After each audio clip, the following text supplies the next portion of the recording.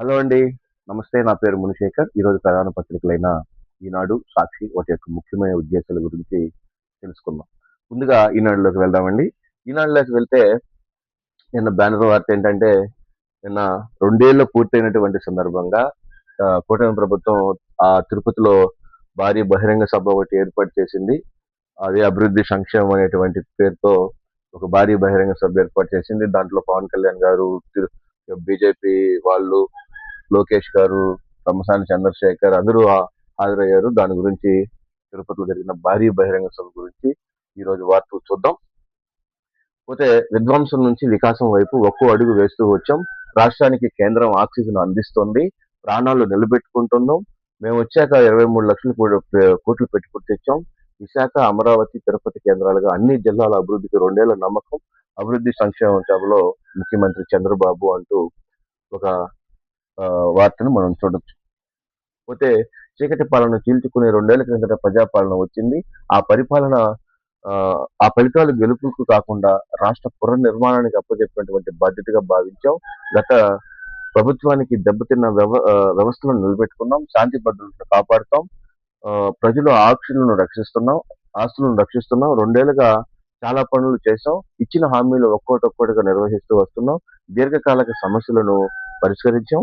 ఇప్పటికిప్పుడు దీర్ఘకాలిక ప్రయోజనాల కోసం పనిచేస్తున్నాం అని తెదేపా అధినేత ముఖ్యమంత్రి చంద్రబాబు నాయుడు పేర్కొన్నాడు. కూటమి అధికారంలోకి వచ్చి 2 ఏళ్లు పూర్తయిన సందర్భంగా తిరుపతి గ్రామీణ మండలిలో డామినేడ్లో శుక్రవారం 2 ఏళ్లు నమ్మకం, అభివృద్ధి, సంక్షేమం పేరుతో విజయోత్సవ సభ నిర్వహించారు.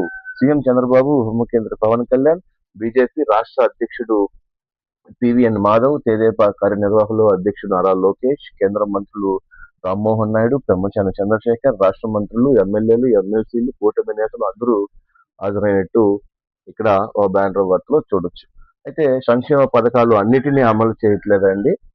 కొన్ని అమలు చేస్తున్నారు. దానివల్ల ప్రభుత్వానికి చాలా వ్యతిరేకత వస్తుంది. దాన్ని ఒకసారి చూసుకోవడం బెటర్. పోతే ఇంకో వార్త అండి. ఇంకో వార్త ఏంటంటే రాజధాని గురించి చేశారు. రాజధానిలో చూడండి, మన గడిచిన ఈ మధ్య కాలంలో సాక్షిలో జగన్మోహన్ రెడ్డి గారిని ఆ రాజధాని రైతులు మీట్ అయ్యి అక్కడ మమ్మల్ని బలవంతంగా భూములను తీసుకుంటున్నారని చెప్పి ఒక వార్త వచ్చింది. దానికి బలవంతంగా తీసుకుంటే ఇలా రోడ్లకి చూడండి మధ్య మధ్యలో ఆ, అడ్డంకులు ఉన్నాయి. వాళ్ళు ఇవ్వటం లేదో భూములు. దాని గురించి ఈ రోజు వేశారు. చూద్దాం. రాజధాని రోడ్ల పనులకు స్పీడ్ బ్రేకర్లు, కొందరు సహాయ నిరాకరణ వింత వింత మలుపులు. పెనుమాక, నెడుమర్రు, ఉండమల్లి, నలువులూరు, రాయపూడి ప్రాంతాలలో ఎక్కువగా అవరోధాలు.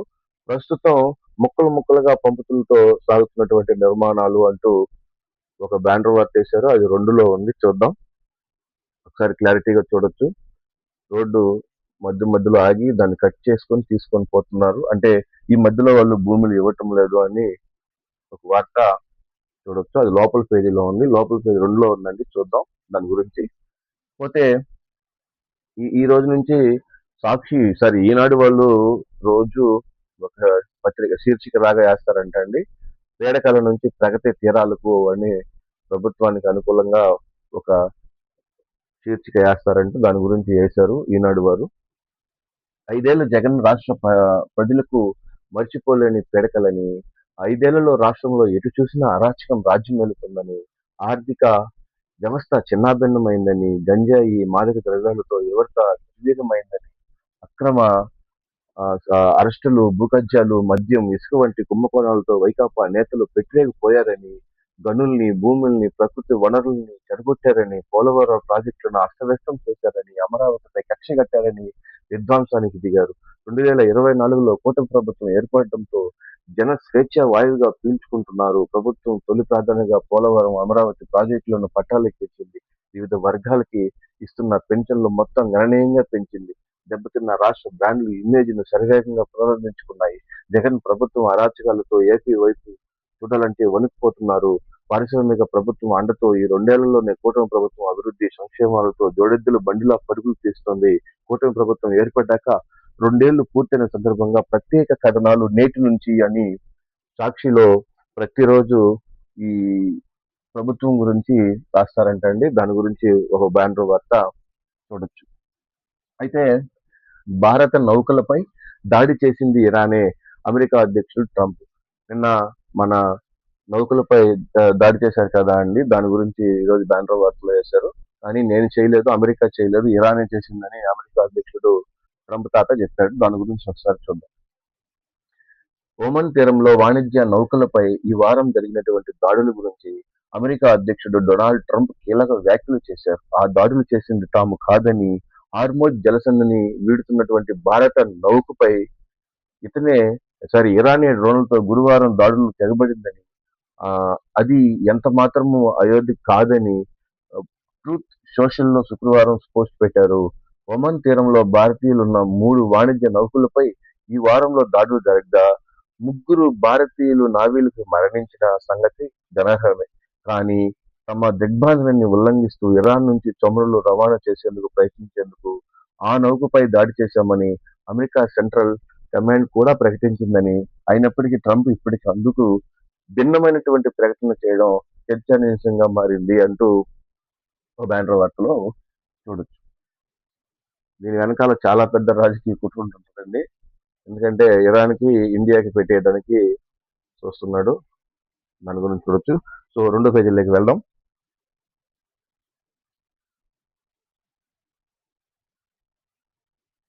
రెండో పేజీలో చెప్పాం కదండి, ఇది రాజధాని రోడ్ల పనులకు స్పీడ్ బ్రేకర్లు అని చూసాం కదా. ఎక్కడెక్కడ ఎవరైనా పొలాలు ఇవ్వకపోయినా దాన్ని మలుపులు తిప్పుకొని పోయిందే తప్ప వాళ్ళని మేము రాజధానులకి రైతుల్ని బలవంత పెట్టి తీసుకోలేదు. ఒకవేళ బలవంత పెట్టుంటే ఇంత వ్యయ ప్రయాసాలతో చేయాల్సినటువంటి అవసరం లేదు కదా అని ఈనాడు వారు చాలా క్లియర్ గా రాశారు.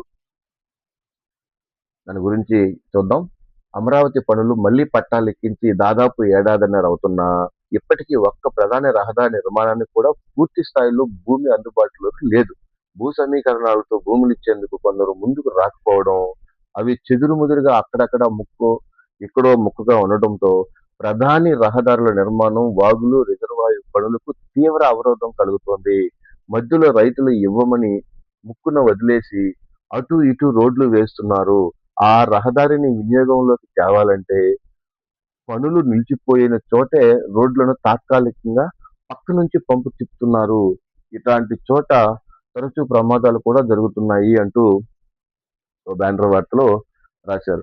ఇక్కడ చూడండి, మంతెన సత్యనారాయణరాజు ఆశ్రమం ప్రకాశం బ్యారేజ్ వద్ద నిర్మిస్తున్నటువంటి స్పీడ్ యాక్సెస్ రోడ్డు పరిస్థితి ఇది.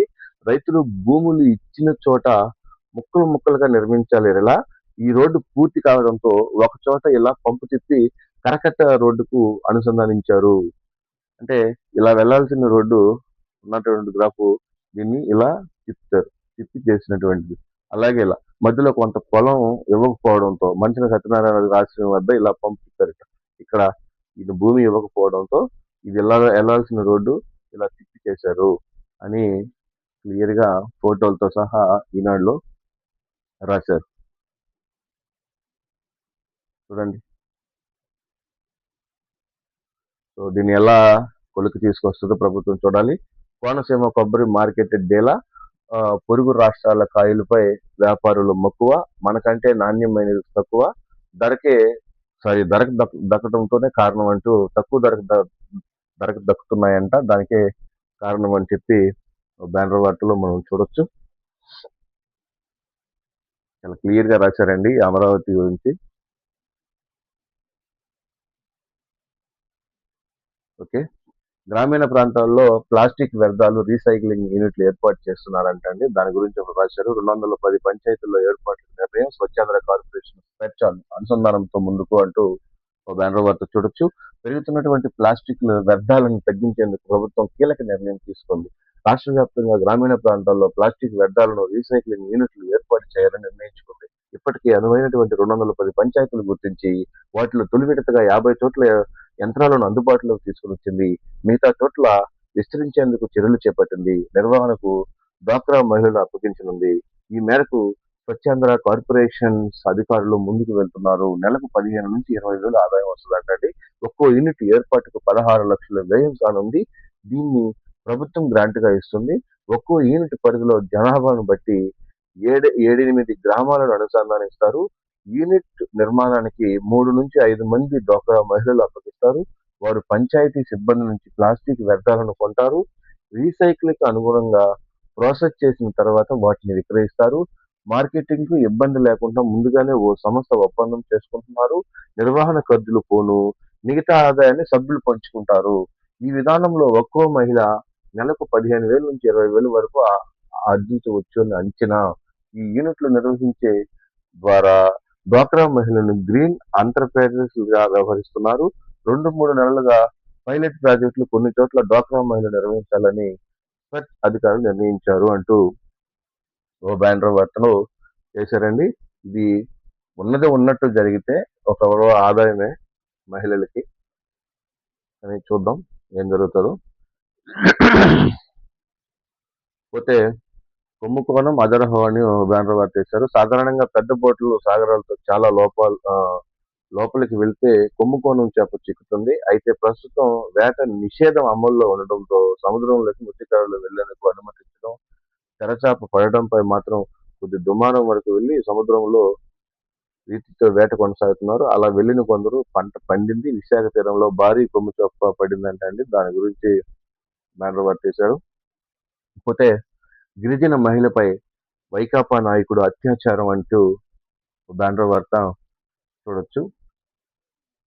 ప్రకాశం జిల్లా చీమకుర్తి మండలంలోని ఒక గ్రామానికి చెందిన వైకాపా నాయకుడు బత్తల సుబ్బారావు తన తోటలో పనిచేస్తున్న ఓ గిరిజన మహిళపై అత్యాచారానికి పాల్పడ్డాడు. పోలీసులు అధికారుల వివరాల మేరకు సుబ్బారావు జిల్లాలోని సింగరాయకొండ, ఉలవపాడు ప్రాంతానికి చెందిన 4 గిరిజన కుటుంబాలకు రప్పించి గ్రామాల్లో తాత్కాలిక నివాసం కల్పించాడు. వారితో సరుగుడు, సుబ్బాబుల్, జామాయిల తోటలో పనులు చేయిస్తున్నాడు. సుబ్బారావు తన కుటుంబాలను నిర్బంధించి బలవంతంగా పనులు చేయించుకుంటూ తక్కువ డబ్బులు ఇస్తుండడమే కాక తన భార్యపై అత్యాచారానికి పాల్పడ్డాడని అని ఒక వార్త రాశారు. పాపం గిరిజనులు కాబట్టి వాళ్ళు ఏమీ చేయలేక వాళ్ళ అసహాయులు కాబట్టి ఇట్లా చేస్తున్నారని చెప్పి ఒక వార్త రాశారు. హైదరాబాద్కు షిఫ్ట్ అవుతా అనుమతించండి, బాంబే హైకోర్టు వరవరావు పిటిషన్, జాతీయ దర్యాప్తు సంస్థ నోటిఫికేషన్ జారీ అంటూ బ్యానర్ వార్త చూడొచ్చు. పోతే ఇంకోటండి, మీనాక్షి నటరాజన్కు సుప్రీంలో ఎదురు దెబ్బ, ఆమె వేసినటువంటి పిటిషన్ కొట్టివేత అంటూ బ్యానర్ వార్త చూడొచ్చు. రాజ్యసభ నామినేషన్ పత్రం తిరస్కరించిపై సర్వోన్నత న్యాయస్థానాన్ని ఆశ్రయించినటువంటి కాంగ్రెస్ పార్టీ నేత మీనాక్షి నటరాజన్కు ఉపశమనం లభించలేదు. ఎన్నికల ప్రక్రియలో జోక్యం చేసుకోమని రాజ్యాంగ నిబంధనలకు అనుమతించబోమంటూ ఆమె petition justice Prashant Kumar Mishra, justice Chandurkar ధర్మాసనం శుక్రవారం కొట్టేసింది. అయితే ఎలక్షన్ పిటిషన్ ద్వారా రిటర్నింగ్ అధికారి నియమాన్ని సవాల్ చేసే స్వేచ్ఛను ఆమెకు కల్పించింది. ఎలక్షన్ పిటిషన్ ఎన్నికలు నిర్వహించేటువంటి రాష్ట్రంలో హైకోర్టులోనే దాఖలు చేయాలి. దీనిపై నిర్ణయం తీసుకునే అధికారం హైకోర్టు పరిధిలో మాత్రం ఉంటుంది. సుప్రీంకోర్టు ధర్మాసనం సూచించింది అంటూ బ్యానర్ వార్త చూడొచ్చు. పోతే నెక్స్ట్ పేజీలోకి వెళ్దామండి.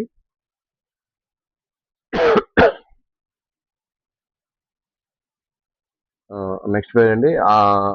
ఆదాయపు పన్ను నోటీసులు కొట్టివేత అంటూ రామదురై గారు పిటిషన్ హైకోర్టు తీర్పు అంటూ బ్యానర్ వార్త చూడొచ్చు.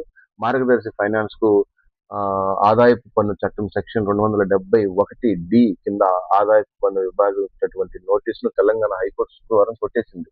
జై లక్ష్మీ మిల్స్ కేసులో సుప్రీంకోర్టు తీర్పు పరిగణలోకి తీసుకున్నటువంటి హైకోర్టు ఈ మేరకు ఉత్తర్వులు జారీ చేసింది అంటూ బ్యానర్ వార్త చూడొచ్చు. పోతే మెగా డిఎస్సిపై యువతకు జగన్ క్షమాపణ చెప్పాలి, ఎక్స్ లో ట్యాక్స్ చెక్ వీడియోలో పోస్ట్ చేసినటువంటి మంత్రి నారా లోకేష్ అంటూ చూడొచ్చు. మెగా డిఎస్సిపై చేసినటువంటి తప్పుడు ప్రచారానికి ప్రాయోచితంగా రాష్ట్ర యువతకు వైకాపా అధినేత జగన్ క్షమాపణ చెప్పాలని విద్యా ఐటీ శాఖ మంత్రి నారా లోకేష్ డిమాండ్ చేశారు. జగన్ తప్పుడు ప్రచారాన్ని ఆదాయాల గుణంగా తిప్పుకొట్టమని ఎక్స్ వేదికగా ఆయన శుక్రవారం తెలిపారు. మెగా డిఎస్సిని అత్యంత పారదర్శకంగా నిర్వహించామని స్పష్టం చేశారు. జగన్ చెప్పేవన్నీ అబద్ధాలని తేలిపోయింది. ఆయన వాదనని న్యాయస్థానం సైతం కొట్టేసింది అంటూ బ్యానర్ వార్త చూడొచ్చు. పోతే 185 కేంద్రాల్లో నీట్ పునఃపరిశీలనకు సన్నాహాలంటండి. రాష్ట్రంలో పరీక్షలు రాయనున్న 65,700 మంది అభ్యర్థులు అంట. మన రాష్ట్రంలో 65,700 మంది అభ్యర్థులు నీట్ పరీక్షలు మళ్ళీ రాస్తున్నారండి. దాని గురించి రాశారు. రాష్ట్రంలో 29 పట్టణాలలో 185 కేంద్రాల్లో నీట్ యూజీ 2026 పునఃపరిశీలన జరుగుతోంది. 65,700 మంది అభ్యర్థులు పరీక్షలు రాయనున్నారు. రాష్ట్రంలో అత్యధికంగా విజయవాడలో 31, విశాఖలో 18, గుంటూరులో 14, కాకినాడలో 11, నెల్లూరు, రాజమహేంద్రవరంలో 9 చొప్పున కేంద్రాలు ఉన్నాయంటండి. దాని గురించి పిల్లలకి ఆల్ ద బెస్ట్ చెప్దాం. పోతే వికసిత్ భారత నిర్మాణమే లక్ష్యం. విశాఖలో డీజీ 100X లో ఏపీ సదస్సులో మంత్రి నారా లోకేష్ ఏపీ నైపుణ్యానికి అత్యధిక ప్రాధాన్యత ఇస్తున్నామని వెల్లడి అంటూ వార్త చూడొచ్చు. ఉగ్ర మూలాల కేసు దర్యాప్తు కాలాన్ని పెంచండి అంటూ హైకోర్టులో పిటిషన్ ఒకటి వేశారు. రాష్ట్రానికి 16,627 కోట్ల నిధులు అంటండి. 16వ ఆర్థిక సంఘం నుంచి మంజూరు. ఈ ఏడాది నుంచే విడుదల. 2030-31 వరకు అమలు. గ్రామాల్లో తాగునీటి సరఫరా, పారిశుద్ధ్య కార్యక్రమానికి ఇది ప్రాధాన్యం అంటూ బ్యానర్ వార్త చూడొచ్చు.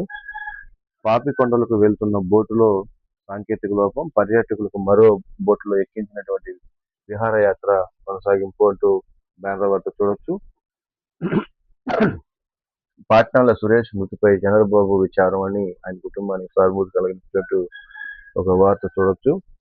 త్వరలో అరుదైన వ్యాధులకు రిజిస్ట్రీ అంటూ ఒక వార్త చూడొచ్చు. సో ఇదండి, మనం ఒకసారి సాక్షికి వెళ్దాం. సాక్షిలో మెయిన్ వార్తలు ఏంటో ఒకసారి మనం చూద్దాం. సో సాక్షిలో ఈరోజు బ్యానర్ వార్తలండి.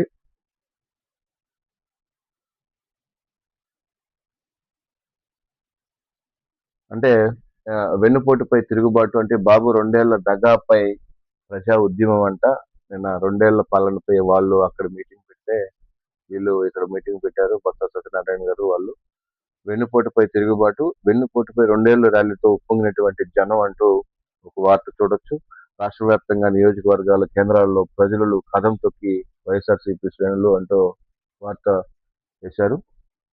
పోతే 2 ఏళ్ల నారాసుర పాలన, రాష్ట్రానికి ప్రజలకు వెన్నుపోటు అంటూ నిన్న జగన్ మండిపాటు, వైఎస్ఆర్సీపీ అధ్యక్షుడు వైఎస్ జగన్ మండిపాటు. సూపర్ 6, సూపర్ 7 సహా 143 హామీలు ఇచ్చారు చంద్రబాబు. ఈ హామీలన్నీ ఏమయ్యాయి? ప్రజలను అడుగుతున్నారు. రైతులు, మహిళలు, యువతులు, విద్యార్థులు ప్రతి కుటుంబాన్ని మోసం చేశారు అంటూ ఆయన ఈ వెన్నుపోటుపై తిరుగుబాటు అనేటువంటి కార్యక్రమంలో ఆయన ప్రశ్నించినటువంటి మాటలు ఇక్కడ వేయచ్చు. ఇరాన్ యుద్ధంపై ముగిసింది. ఈ వారంలోనే శాంతి ఒప్పందాలపై సంతకాలు అంటూ ఒక వార్త చూడొచ్చు. మా డిమాండ్ ను ఇరాన్ అంగీకారం తెలిపింది. ఇక వారి వద్ద అణుయుద్ధం ఉండదు. అమెరికా అధ్యక్షుడు డొనాల్డ్ ట్రంప్ వెల్లడి. ట్రంప్ ప్రకటన ఖండించినటువంటి ఇరాన్ ఒప్పందంపై తుది నిర్ణయం తీసుకునేది స్పష్టీకరణ అంటూ ఒక బ్యాట్ చూడొచ్చు. ఇది ముమ్మాటికి ఇరాన్ ఘాతకమే. అంటే అదే మన నౌకపై దాడి జరిగింది కదా, అది ఇరాన్ ఘాతకమేనని ఆయన ట్రంప్ మాట్లాడినటువంటి దాని గురించి వేశారు. పోతే స్కీములు వద్దు, స్కాములే ముద్దు అంటూ సాక్షి కాబట్టి వాళ్ళ స్టైల్లో రాశారండి. స్కీములు వద్దు, స్కాములే ముద్దు అని. 2 ఏళ్లు బాబు పాలనలో అంతా ఆర్థిక విధ్వంసం, ఆస్తుల అమ్మకం అంటూ ఒక వార్త చూశారండి. రాష్ట్ర ఖజానానే ప్రైవేట్ కు తాకట్టు పెట్టి గనుడు చంద్రబాబు సంపద సృష్టికర్తగా పోగా కొత్త ప్రభుత్వ మెడికల్ కాలేజీలు ప్రైవేటు పరం, నిరుద్యోగ వృత్తి ఎగ్గొట్టినటువంటి యువత, ఆడబిడ్డ నిధి ఇవ్వకుండా మహిళలకు వెన్నుపోటు, 2 ఏళ్లలోనే 3.47 లక్షల కోట్లు అప్పు చేసినటువంటి బాబు సర్కార్. ఇంత అప్పు చేసినా సూపర్ 6 లేవి, హామీలు అమలు కాలేదు. నమ్మి ఓట్లేసిన ప్రజలు మోసపోయారు. వెన్నుపోట్లు పొడిచి గొంతులు అణచివేసినటువంటి లక్ష్యంగా బాబు పాలన అంటూ ఒక వార్తని మనం చూడొచ్చు. ఇవేనా, ఇంకేముండదు సాక్షిలో, ఇది తప్ప ఇంకేమీ ఉండదు. కొత్త వార్తలు. ఏపీలో బాదరా బందీ, మండిపోతున్నటువంటి నిత్యావసర ధరలు అని చెప్పి ఏపీలో మండిపోతున్నటువంటి నిత్యావసర ధరల గురించి ఒక వార్త చూడొచ్చు. అత్యధిక ద్రవ్యోల్బణంతో దేశంలోని ఏపీ 3వ స్థానం. ఏపీ మే నెలలో 49.90% ద్రవ్యోల్బణం. పట్టణాల్లో గ్రామీణ వృద్ధిలో ప్రాంతాల్లో ధరలు ఎక్కువ. గ్రామీణ ప్రాంతాల్లో 5.9% ద్రవ్యోల్బణం. పట్టణ ప్రాంతంలో 4.61% ధరల పెరుగుదల. కేంద్ర గణాంకాలు, కార్యకలాపాలకు అమలుకు మంత్రిత్వ శాఖ వెల్లడి అంటూ ఒక వార్త చూడొచ్చు. పోతే టీడీపీ సమేత దోపిడీ ముఠ, దొడ్డి ధరన రొయ్యల ఫీడ్ ధర పెంపు అంటూ చూడొచ్చు. టన్నుకు వెనామీ ఫీడ్ పై 10,000, టైగర్ ఫీడ్ పై 12,000 చొప్పున పెంపు. ధర పెంపకంపై కుదరని ఏకాభిప్రాయం. టన్నుకు 6,000 పెంపునకు అంగీకరించిన టీడీపీ అనుకూల రైతులు. ఏమాత్రం అంగీకరించబోనటువంటి తెగేసేసినటువంటి ఆక్వా రైతులు అంటూ ఆక్వా రైతుల గురించి ఒక వార్త చూడొచ్చు. సో ఇదండి సాక్షిలో బ్యానర్ వార్తలు. ఏమీ ఇయ్యలేదు. ఈ వెన్నుపోటుపై తిరుగుబాటు అని చెప్పి చంద్రబాబు నాయుడు గారి గురించి ఇరాన్ యుద్ధం ముగిసింది. దాని గురించి చేశారు. ఏం లేదు, స్కీములు రద్దు వాటి గురించి చేశారు. స్కాములు రద్దు అనే వాటి గురించి చేశారు. ఏపీలో బాధారు బందీ అంటే ఈ కూటమి ప్రభుత్వం మీద పడి ఏడ్చింది సాక్షి. అంతకన్నా ఏం పెద్ద వార్తలు ఏం లేవు. సో ప్లీజ్ లైక్ చేయండి, సబ్స్క్రైబ్ చేయండి. Thank you.